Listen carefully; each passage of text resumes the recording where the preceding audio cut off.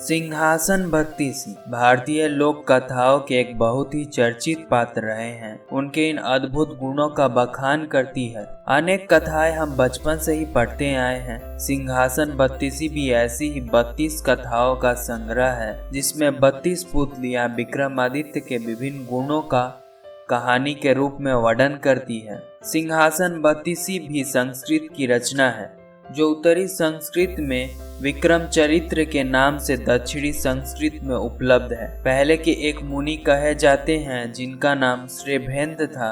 बंगाल में रुचि के द्वारा प्रस्तुत संकरण भी इसी के समरूप माना जाता है। इसका दक्षिणी रूप ज्यादा लोकप्रिय हुआ और स्थानीय भाषाओं में इसके अनुवाद होते रहे और पौराणिक कथाओं की तरह भारतीय समाज भी मौखिक परंपरा के रूप में रच बस गए हैं। इन कथाओं की रचना वेताल पचीसी के बाद हुई, पर निश्चित रूप से इनके रचना काल के बारे में कुछ नहीं कहा जा सकता। इतना लगभग तय है कि इनकी रचना धारा के राजा भोज के समय में नहीं हुई। चूंकि प्रत्येक कथा राजा भोज का उल्लेख करती है, अंत इसका रचना काल 11वीं शताब्दी के बाद होगा। इन कथाओं की भूमिका भी कथा ही है जो राजा भोज की कथा कहती है।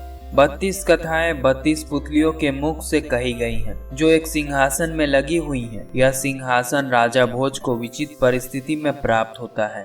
एक दिन राजा भोज को मालूम होता है कि एक साधारण सा चरवाहा अपनी न्यायप्रियता के लिए विख्यात है, जबकि वह बिल्कुल अनपढ़ है तथा पुश्तैनी रूप से उनके ही राज्य के कुम्हारों की गाय, भैंसे तथा बकरियां चराता है। जब राजा भोज ने तहकीकात कराई तो पता चला कि वह चरगाह सारे फैसले एक टीले पर बैठकर करता है। राजा भोज की जिज्ञासा बढ़ी और उन्होंने खुद भेष बनाकर उस चरवाहे को एक जटिल मामले में फैसला करते देखा। उसके फैसले और आत्मविश्वास से भोज इतना अधिक प्रभावित हुआ कि राजा भोज ने उससे उसकी इस क्षमता के बारे में जानना चाहा। चरवाहे ने, जिसका नाम चंद्रभान था, बताया कि उसमें यह शक्ति टीले पर बैठने के बाद स्वयं चली आती है। भोज ने सोच विचार कर टीले को खुदवा कर देखने का फैसला किया। जब खुदाई संपन्न हुई तो एक राज सिंहासन मिट्टी में दबा दिखा। यह सिंहासन कारीगरी का अद्भुत रूप प्रस्तुत करता था। इसमें 32 पुतलियां लगी थी तथा कीमती रत्न जड़े हुए थे। जब धूल मिट्टी की सफाई हुई तो सिंहासन की सुंदरता देखते बनती थी। उसे उठाकर महल लाया गया तथा शुभ मुहूर्त में राजा का बैठना निश्चित किया गया। जैसे ही राजा ने बैठने का प्रयास किया, सारी पुतलियां राजा का उपहास उड़ाने लगी, खिलखिला कर हंसने लगी और पूछने पर सारी पुतलियां एक एक कर विक्रमादित्य की कहानी सुनाने लगी तथा बोली कि यह सिंहासन जो कि राजा विक्रमादित्य का है, पर बैठने वाला उसकी तरह योग्य, पराक्रमी, दानवीर तथा विवेकशील होना चाहिए।